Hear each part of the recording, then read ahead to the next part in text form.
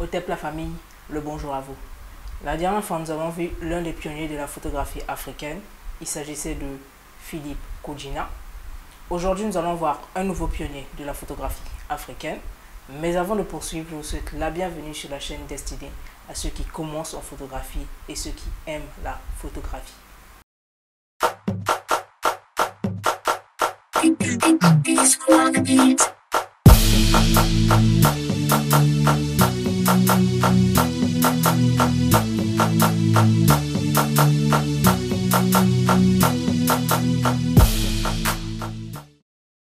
Je m'appelle Boukaka Mbalola Chancelvi, je suis photographe. J'exerce beaucoup plus de la photographie événementielle, de mode, de portrait et la photographie artistique.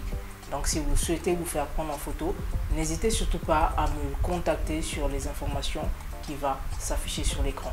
En parallèle, vous avez le groupe Facebook qui avait été créé pour pouvoir favoriser l'échange dans le domaine de la photographie entre ceux qui commencent en photographie et ceux qui sont déjà dans ce domaine depuis un bon moment.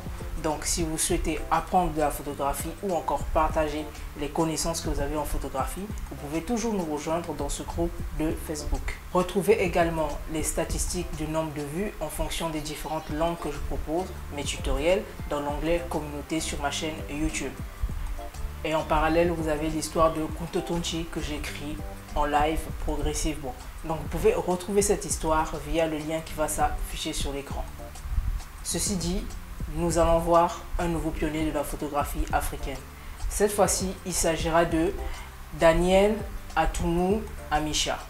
Né au Ghana en 1908, quelques années plus tard, il va se faire former dans le domaine de la photographie par son frère aîné. Et cela, ça sera plus précisément en 1920.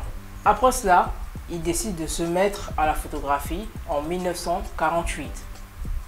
Bien évidemment, avant de quitter son pays natal qui est le Ghana, il va effectuer quelques prises de vue.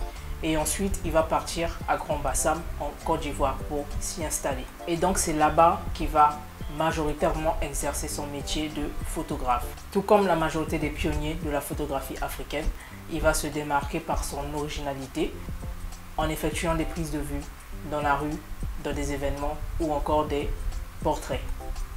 Alors personnellement, en regardant son travail de plus près, j'ai été vraiment impressionné par l'allure que prenaient les sujets qu'il photographiait. Pour la majorité, ils avaient un air vraiment royal. De toute façon, je vous laisse le constater sur les images qui vont défiler juste à côté de moi. Et donc, il va exercer le métier de la photographie à partir de 1848 jusqu'en 1970.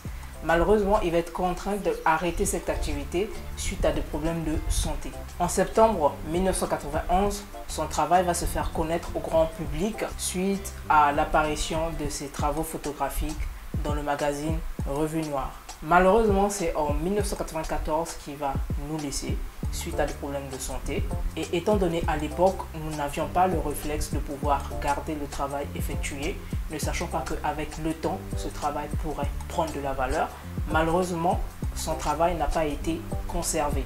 Par ailleurs, durant son parcours de photographe, il a eu à collaborer avec un de ses collègues nommé Joseph Ernest Kouao, qui est un collectionneur. Et donc, ils ont collaboré ensemble. Et après son décès, son collègue a continué à mettre en avant son travail. Et donc, on va dire c'est à 86 ans qu'il va nous laisser. Voilà, en gros, c'était là le parcours du photographe Daniel Atumu Amisha, bien que nous n'avons pas connu grand-chose de son travail, vu que la majorité de son travail n'a pas été conservé, malheureusement. Donc, je vous dis à la prochaine pour un nouveau tutoriel. En attendant, n'hésitez surtout pas à nous rejoindre sur les pages de réseaux sociaux pour voir ce qui avait été déjà fait et pour être informé de ce qui se fera. Quant à moi, je vous dis à très prochainement. A plus.